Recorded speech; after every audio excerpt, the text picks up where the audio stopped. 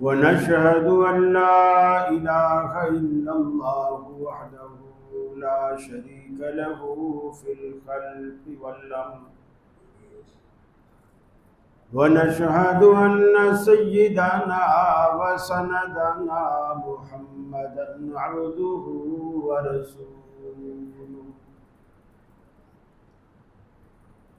المبعوث إلى الأسود والأحمر لتتميم مكارم الأخلاق لا يخلق نبي ولا رسول بعده ولا أمة بعد أمته ولا شريعة بعد شريعته ولا كتاب بعد كتابه وصلى الله تعالى عليه وعلى آله وصحابه الذين هم خلاصة العرب الذين هم مفاتيح الرحمة ومصابيح الغرر. أعوذ بالله السميع العليم من الشيطان الرجيم. بسم الله الرحمن الرحيم. ثم لتسألن يومئذ عن النعيم.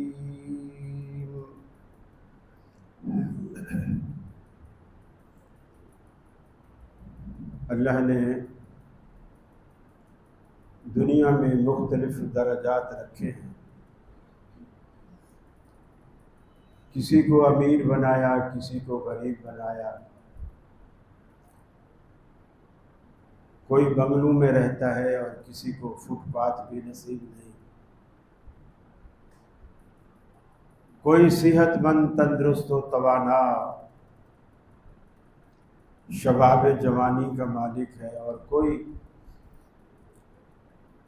کمر جھکا بوڑھا ہے جو لاٹھی کے سہارے چلتا ہے. کوئی ایسے صحت مند ہیں ہر کام بھاگ بھاگ کے کرتے ہیں، قوت ہے، طاقت ہے، صحت بھی ہے. کچھ کو عرصہ ہو گیا ہے کہ ہسپتالوں میں بستر مرگ پر ایڑیاں رگڑ رگڑ کر زندگی گزار رہے ہیں.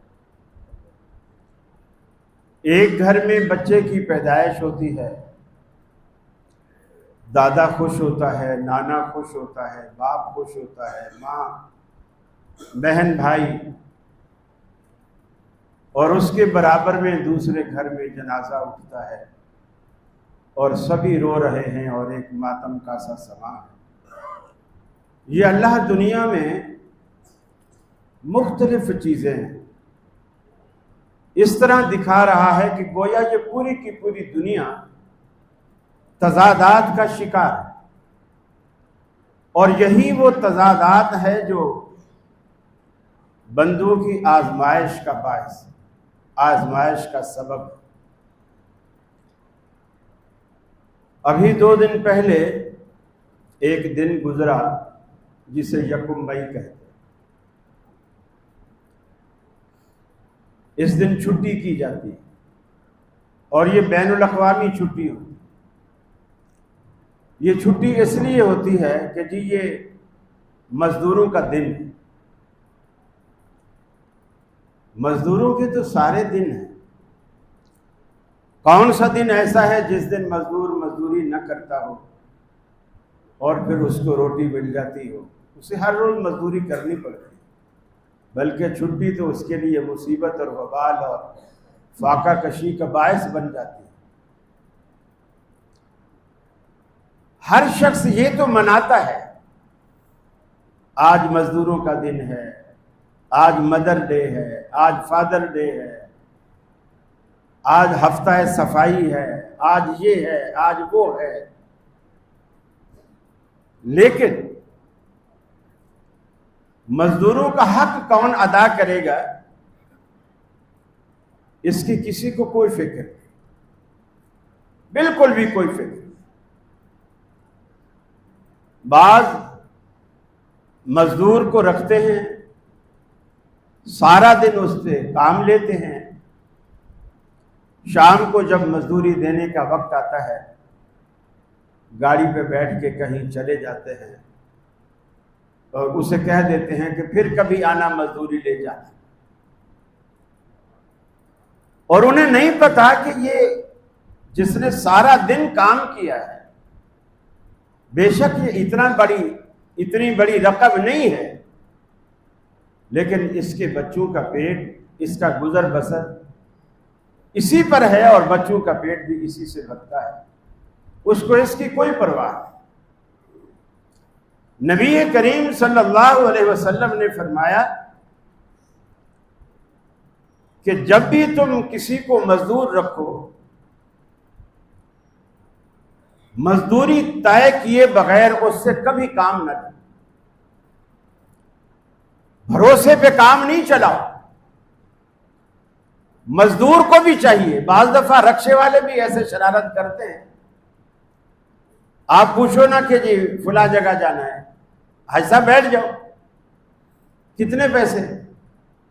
ارے حاجی صاحب آپ سے کیا بھاؤ تاؤ کرنا، بیٹھ جاؤ، بس جو دل کرے دے دیں۔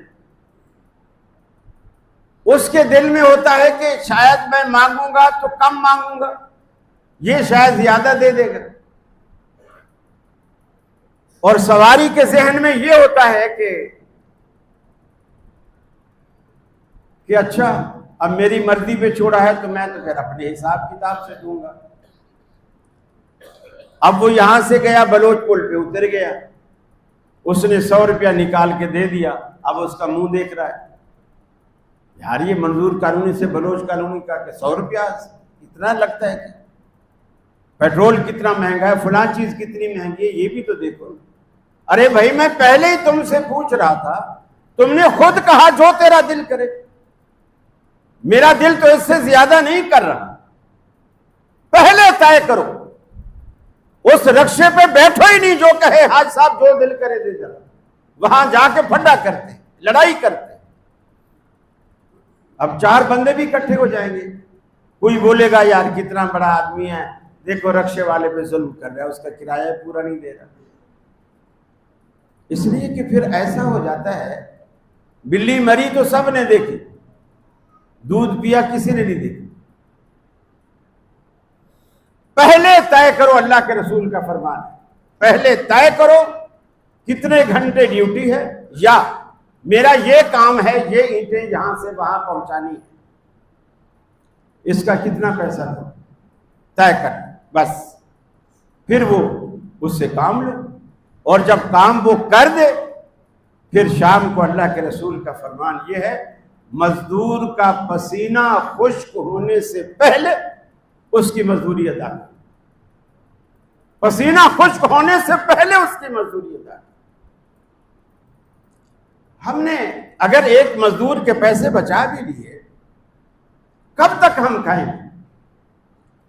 کسی علاقے کے سیٹھ کا جنازہ تھا، سیٹھ فوت ہوا، لوگ جنازہ پڑھ کے قبرستان کی طرف میت کو 4 پائی پہ اٹھا کے لے جا رہے تھے، سامنے سے گھوڑے پر کوئی سوار دوڑتا ہوا آیا، قریب آیا، جی کس کا جنازہ ہے؟ فلاں سیٹھ کا جنازہ۔ ارے وہ فوت ہو گئے، مجھے تو اس سے بہت ساری باتیں کرنی تھی، میں نے تو چہرہ بھی نہیں دیکھا، میں نے تو ابھی جنازہ بھی نہیں پڑھا۔ انہوں نے سوچا شاید دور سے آیا ہے بیچارہ، چلو اسے چہرہ دکھا دیں۔ انہوں نے 4 پائی رکھی، 4 پائی رکھی اور انہوں نے فیس کھول دیا۔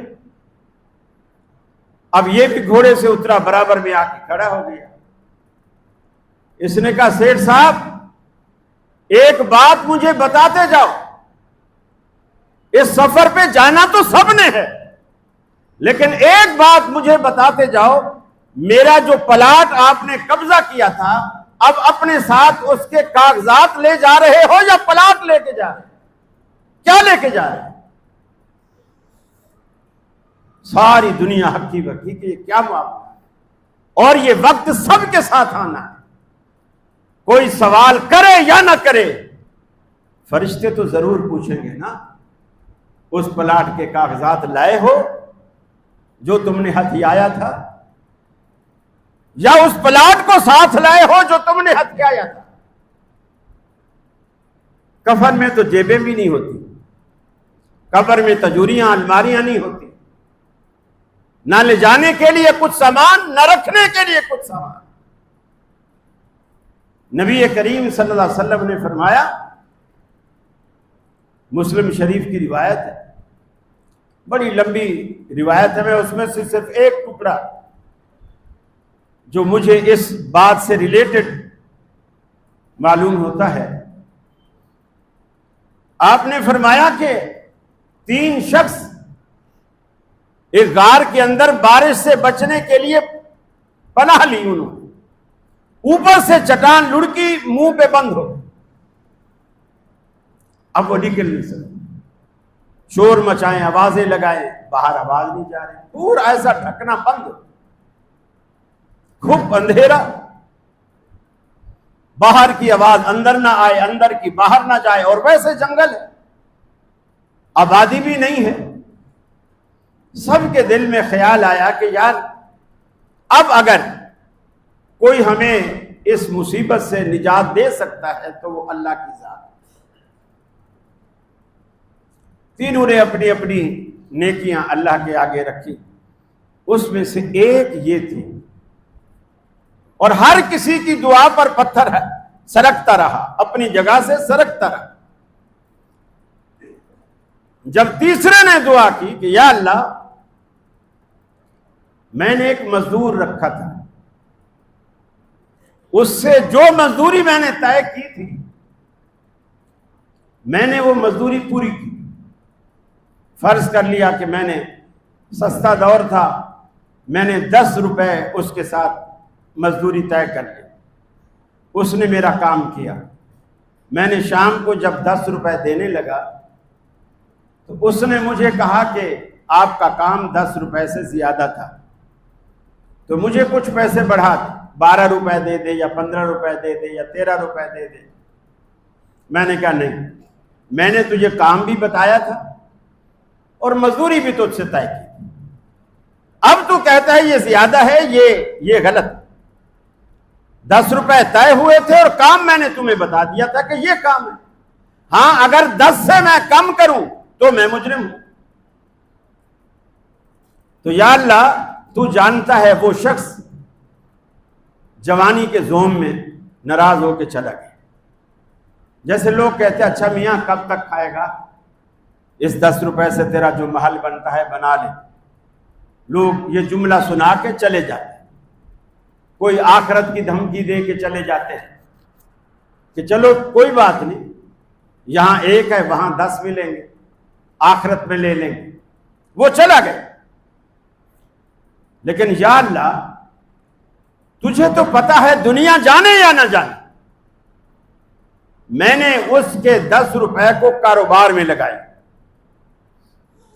کاروبار میں لگایا، اللہ نے اتنی برکت ڈالی، اتنی برکت ڈالی، میرا مال بڑھتا گیا، میرے مویشی بڑھتے گئے، میرا گھر بڑا ہو گیا، میری حویلی بڑی ہو گئی۔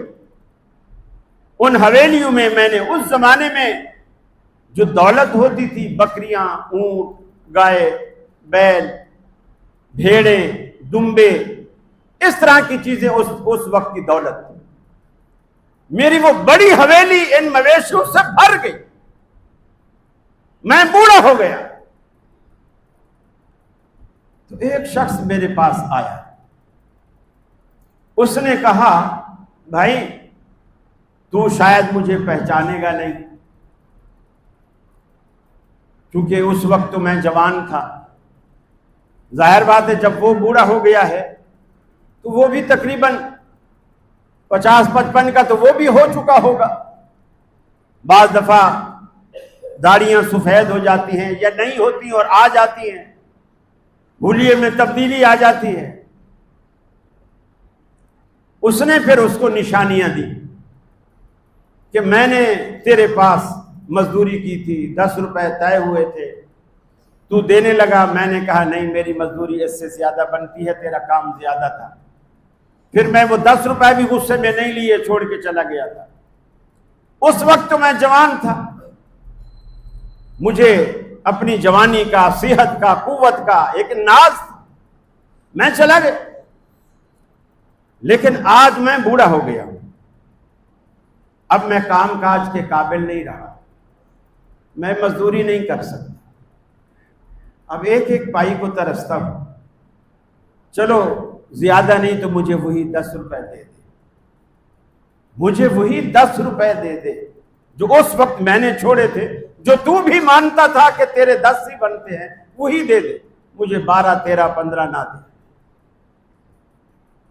اب یہ شخص کہتا ہے یا اللہ تو جانتا ہے، جب اس نے یہ کہا مجھے وہ سب کچھ یاد آ گیا، ساری بات مجھے یاد آ گئی۔ میں نے اسے کہا کہ یہ جو حویلی تجھے نظر آ رہی ہے، اس حویلی میں جتنے بھی جانور ہیں، چاہے اونٹ، چاہے بیل، چاہے بکریاں، چاہے بھیڑیں، اور چاہے ملا کے جتنا تو لے جا سکتا ہے لے جا۔ وہ مزدور کہنے لگا اللہ کے بندے، ایک تو میں تنگ دست ہوں اور الٹا تو میرے ساتھ مذاق کرتا ہے۔ میں نے کہا نہیں، میں مذاق نہیں کر رہا، جو تو نے 10 روپے چھوڑے تھے، میں نے تیرے 10 روپے سے یہ کاروبار کیا تھا، اور اسی 10 روپے میں اللہ نے برکت دی، جتنا لے جا سکتا ہے لے جا۔ یا اللہ تو جانتا ہے میں نے اسے یہ بھی نہیں کہا کہ اس میں سے 10 اونٹ گن لے، 20 بکریاں گن لے، 30 گائیں گن لے، اتنی بھیڑ، میں نے یہ بھی نہیں، میں نے کہا جتنا لے جا سکتا ہے لے۔ یا اللہ وہ لے کے چلا گیا، جتنا وہ لے جا سکتا تھا وہ لے کے چلا گیا۔ اور اے اللہ اگر تو سمجھتا ہے میں نے یہ کام صرف تیرے ڈر سے اور تیری رضا کے لیے کیا ہے، تو اس پتھر کو غار کے منہ سے ہٹا دے، ہمیں اس مصیبت سے نجات۔ نبی کریم صلی اللہ علیہ وسلم نے فرمایا کہ پتھر غار کے منہ سے ہٹ گیا، پوری کی پوری چٹان لڑک کر کہیں چلی گئی، اور وہ تینوں ساتھی موت سے بچ گئے اور وہ باہر آ گئے۔ میرا کہنے کا مقصد یہ ہے، یہ جو بھولے بسرے پیسے ہوتے ہیں نا، ہم لوگ خوش ہوتے ہیں کہ اچھا ہے مر گیا، اس کو پتہ ہی نہیں کہ میں نے اس سے پیسے 1.5 لاکھ روپیہ ادھار لیا تھا، اس کے بچوں کو بھی نہیں پتا، اس نے ڈائری میں بھی نہیں لکھ رکھا۔ ہم بڑا خوش ہوتے ہیں، لیکن اس خوشی کی ساری کسریں اس وقت نکل جاتی ہیں جب ہمارا جنازہ اٹھتا ہے، ساری خوشیاں ختم ہو جاتی ہیں۔ انسان دیکھے وہ کیا کما رہا ہے، کس کے لیے کما رہا ہے، کتنا کما رہا ہے، کن ذرائع سے کما رہا ہے۔ یہ جو اللہ تعالیٰ نے کسی کو چھوٹا، کسی کو بڑا، کسی کو امیر، کسی کو غریب، فرمایا نحن قسمنا بینہم، ہم نے جو لوگوں کے در معیشتہم، یہ جو معیشت کی تقسیم ہم نے کی ہے، کسی کو اونچا، کسی کو نیچا، کسی کو بڑا، کسی کو چھوٹا، یہ ہم نے اس لیے کیا ہے تاکہ ایک دوسرا دوسرے کے کام آئے۔ اگر سارے امیر ہوں، سارے امیر ہوں، سارے ڈیفنس میں رہتے ہوں، اور ڈیفنس سے باہر کوئی دنیا نہ ہو، تو ان کی مزدوری کون کرے گا؟ ان کے گھر کون بنائے گا؟ ان کی سڑکیں کون بنائے گا؟ ان کے پائپ لائن پانی کی کون بچھائے گا؟ ان کی سیوریج لائن کون لگائے گا؟ جس کے پاس بھی جا کر بولے گا تو نے مجھے بنگی سمجھا ہوا ہے، اور تیرے بنگلے کے برابر میں میرا بنگلہ ہے، تیرا 1000 گز کا ہے تو میرا کون سا 500 گز کا ہے، میرا بھی 1000 گز کا ہے، تیری جرت کیسے ہوئی تو مجھے آ کے کہے کہ ہمارا گٹر بند ہے؟ کوئی کسی کا کام نہیں کرتا۔ اللہ کہتا ہے یہ اونچ نیچ ہم نے بنائی تاکہ تم ایک دوسرے سے کام لے سکو، ایک دوسرے کے کام آ سکو۔ اور ہم نے یہ سمجھ رکھا ہے کہ اللہ نے ہمیں مالدار اس لیے بنایا ہے تاکہ ہم غریبوں کا خون چوس سکیں، مزدوروں کا حق مار سکیں، غریبوں پر ظلم کر سکیں؟ کس قدر یقین مانیے، ابھی کچھ عرصہ پہلے آپ نے خبریں سنی ہیں سندھ میں کچے کے ڈاکوؤں کا مسئلہ، اسلحہ پولیس دیتی پھر رہی، جب پکڑے گئے تو معلوم یہ ہوا کہ اسلحہ پولیس فراہم کرتی ہے۔ اب جو محافظ ہیں، ارے جو شمع جلانے کو آئے وہ شمع بجھا کے چلے گئے۔ جو دنیا کے محافظ ہیں، آپ کی عزت، آبرو، عصمت، اس کی حفاظت کرنے کے لیے، آپ کی جان مال اس کی حفاظت کرنے کے لیے، اور وہ محافظ ڈاکوؤں کو اسلحہ پکڑائیں اور لوٹو، آدھا تمہارا آدھا ہمارا، اور وہ دن دناتے پھر رہے ہیں۔ یہ ایسا کیوں ہوتا ہے؟ ایسا اس لیے ہوتا ہے کہ ہم اس بات کو بھول گئے ہیں کہ ہم نے مرنا ہے، اور مرنا ہے، اور ایک عدالت ایسی لگنی ہے کہ جس کے ہاں ہر شخص، چھوٹا بڑا، سب جواب دہ ہوگا۔ حدیث میں آتا ہے، اللہ تعالیٰ، حدیث قدسی، اللہ تعالیٰ کہتا ہے جب میری دربار میں آئیں گے نا، کیا نبی، کیا ولی، کیا چھوٹے، کیا بڑے، کیا امیر، کیا غریب، کیا نیک، کیا بد، میری دربار میں جب آ کے کھڑے ہوں گے، فرمایا اپنی جگہ سے، جس جگہ کھڑے ہوں گے، اپنا قدم نہیں اٹھا سکیں گے جب تک مجھے 5 باتوں کا جواب نہ دے دیں۔ قدم نہیں اٹھا سکیں گے۔ کسی کو فکر ہے؟ میں نے تمہیں زندگی دی، اس زندگی کا مصرف کیا تھا؟ اس زندگی کا مصرف کیا تھا؟ تم نے اس کو کہاں کھپایا؟ حالانکہ جوانی زندگی میں شامل ہے، جوانی مرنے کے بعد نہیں آتی، زندگی میں آتی ہے۔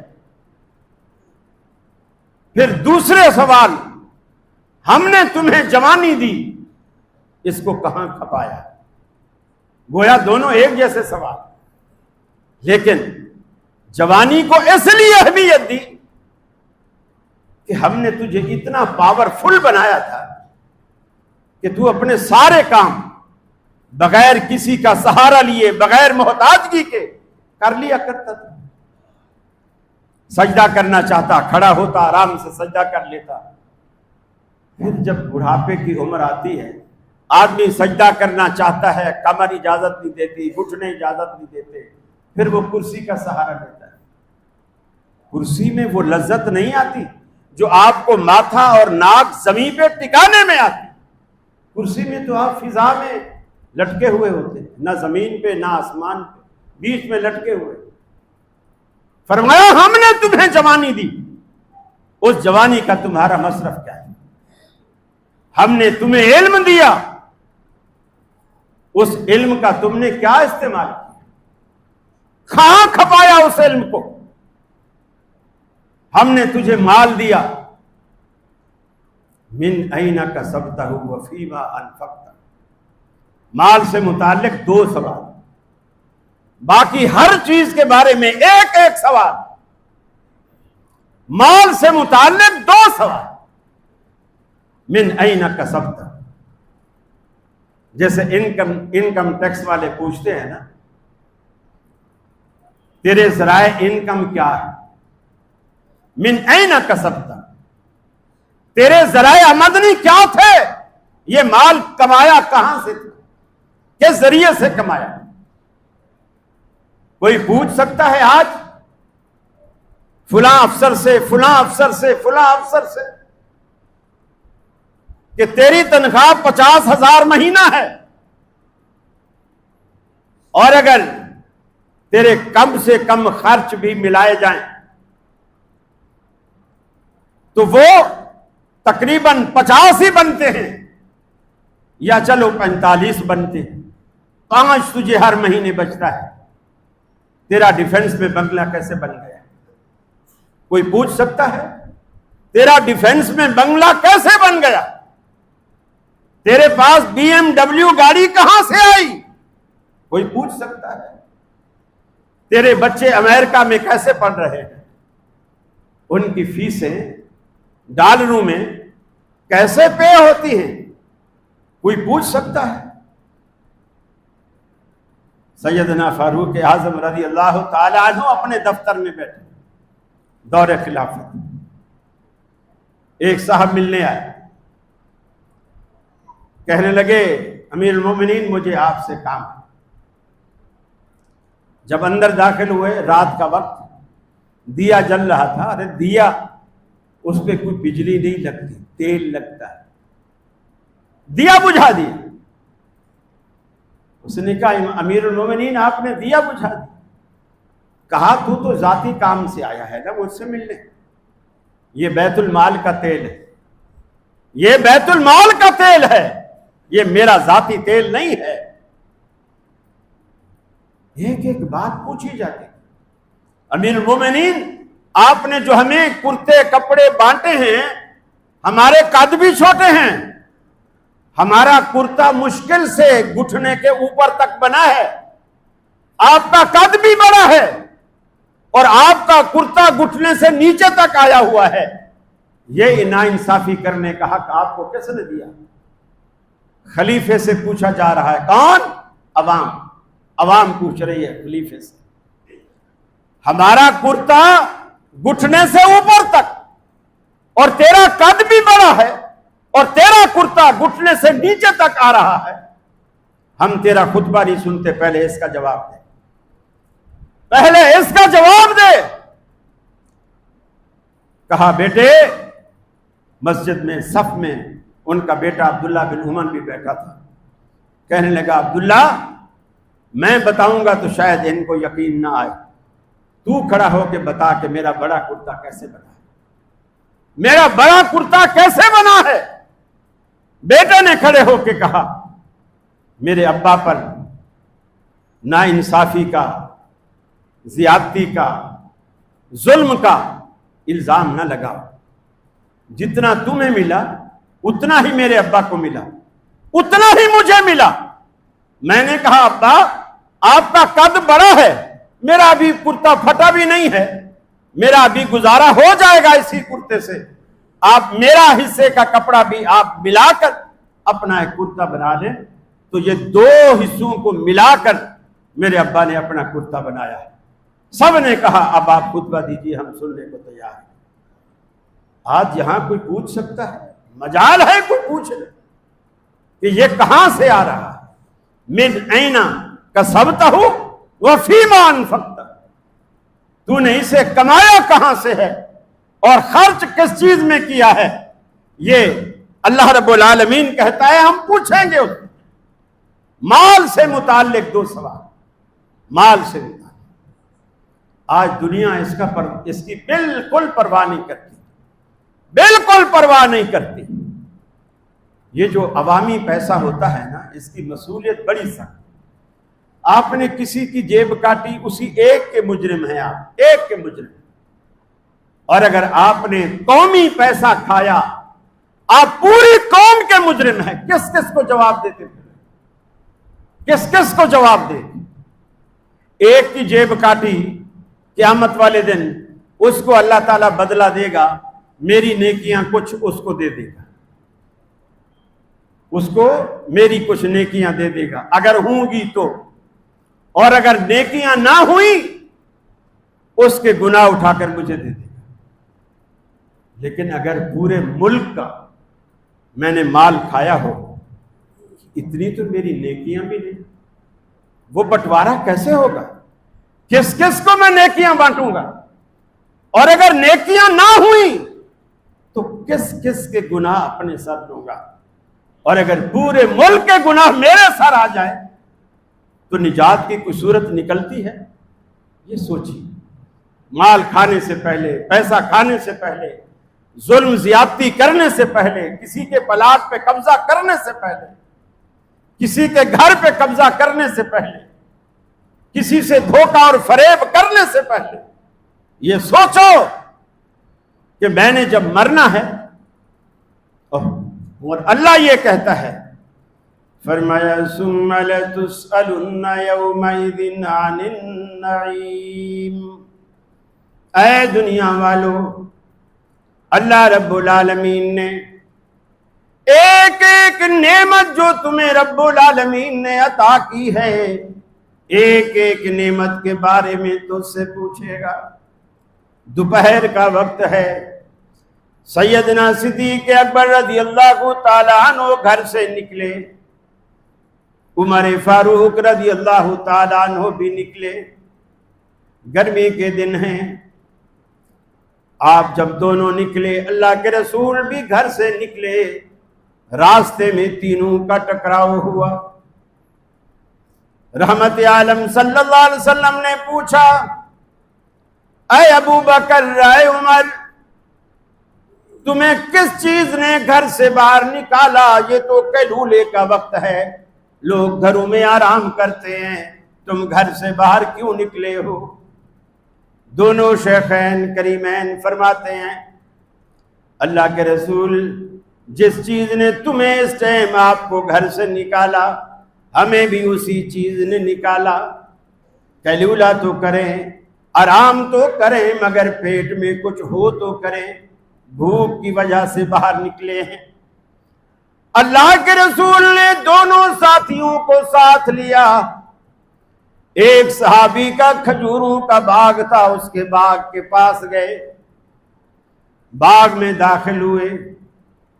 صحابی کو پتہ چلا اللہ کے رسول بھی آئے ہیں، ابو بکر بھی آئے ہیں، عمر فاروق بھی آئے ہیں۔ بھاگے بھاگے گئے، کھجوروں میں سے جو خوشہ زیادہ پکا اور اچھا نظر آیا، اس خوشے کو کاٹ کے لے آئے تواضع کے لیے، آپ کے سامنے رکھا۔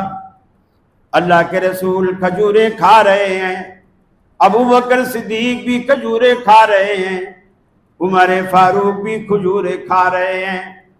آپ نے فرمایا، ابو بکر، عمر، کیا تمہیں معلوم ہے یہ اللہ رب العالمین کی وہ نعمتیں ہیں جو اس وقت بھوک کے وقت رب العالمین نے ہمیں عطا کی؟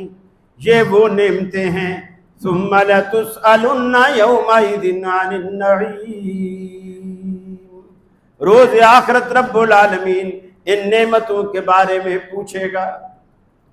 ارے بھوک کی وجہ سے، گھر میں کچھ نہ ہونے کی وجہ سے بندہ باہر نکلے اور کسی کے ہاں چند لمحوں کے لیے جا رکے اور وہاں ان کی چند تازہ کھجوریں بھی کھا لے۔ اللہ کے رسول، اللہ کا قرآن بھی کہتا ہے، روز آخرت رب العالمین تم سے ان نعمتوں کے بارے میں پوچھے گا۔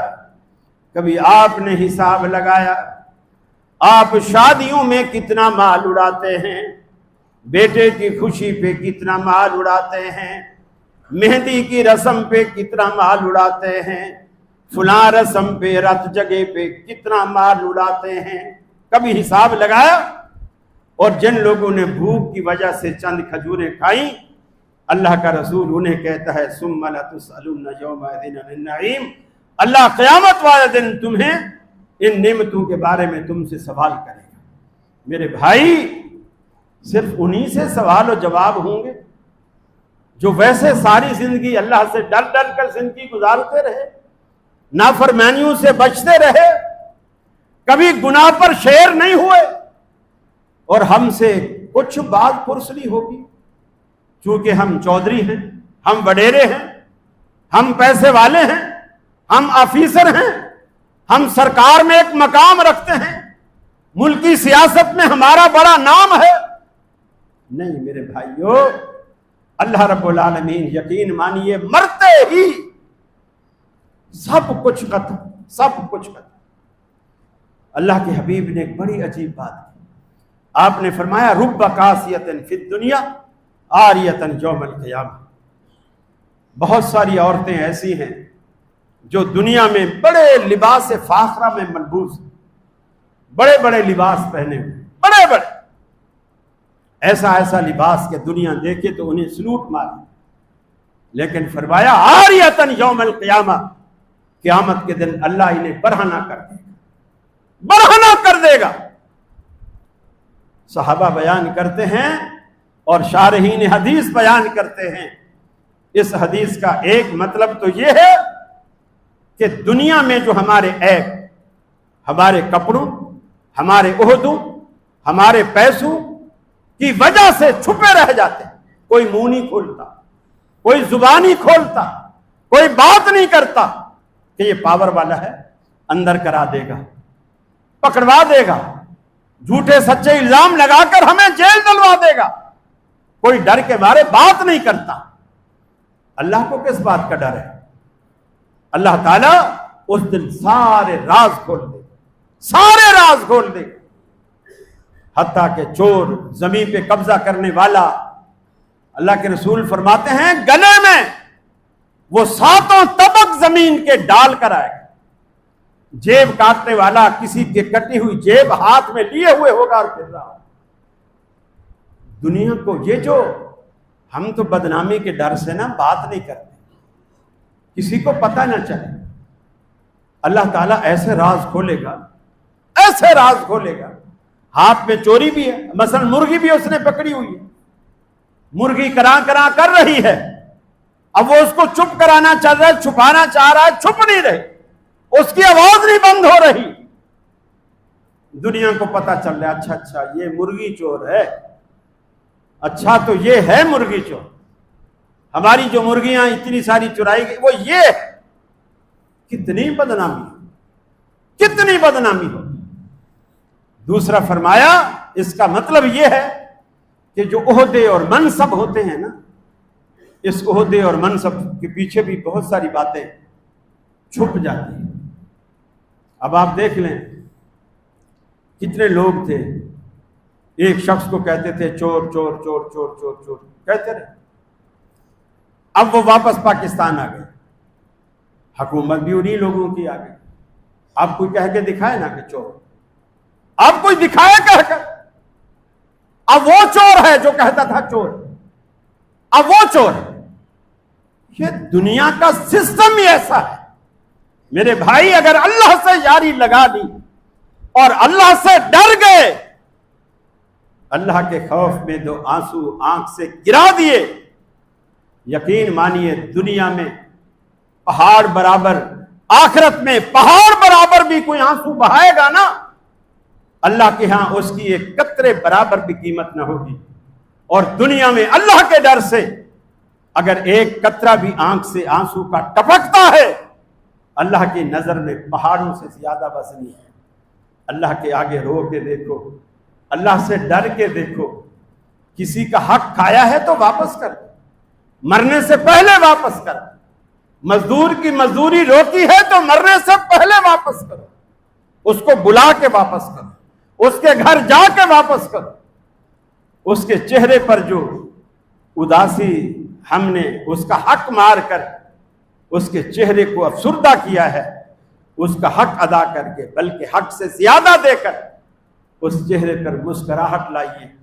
اور یہ مسکراہٹ جو آج آپ دنیا میں کسی غریب کے چہرے پر لائیں گے، اس کی قدر و قیمت اس وقت آپ کو معلوم ہوگی جب مرنے کے بعد میدان محشر میں آپ کھڑے ہوں گے اور اللہ آپ کے چہرے پر مسکراہٹ لائے گا، تب آپ کو پتہ چلے گا میں نے سودا گھاٹے کا نہیں کیا۔